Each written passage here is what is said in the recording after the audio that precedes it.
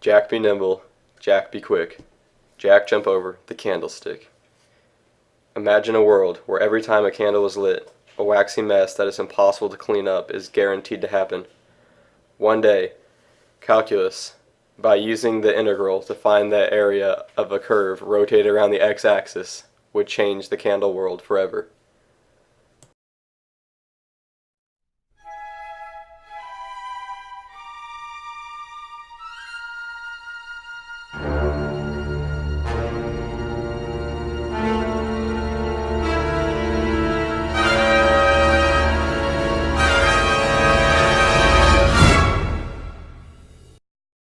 Drop it.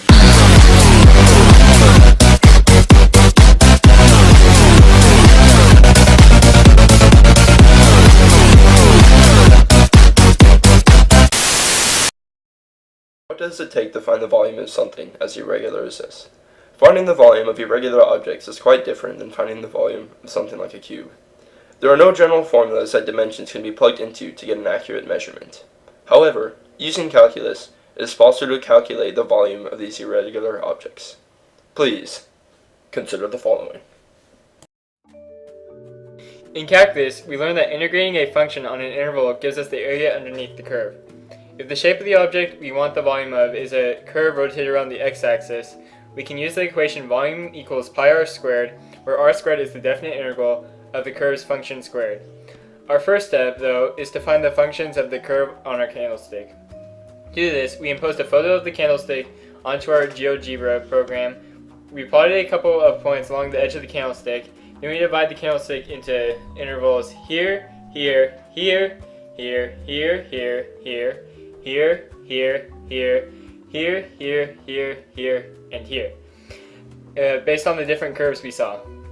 Using the regression function included in GeoGebra, we found the functions that matched the curve of the candlestick. Later, after a much-needed pizza and egg roll break, we plugged all the functions into our formula from earlier and added them all together. Once the smoke cleared from our calculators, we had our volume, very nearly exactly 1069.084 cubic centimeters.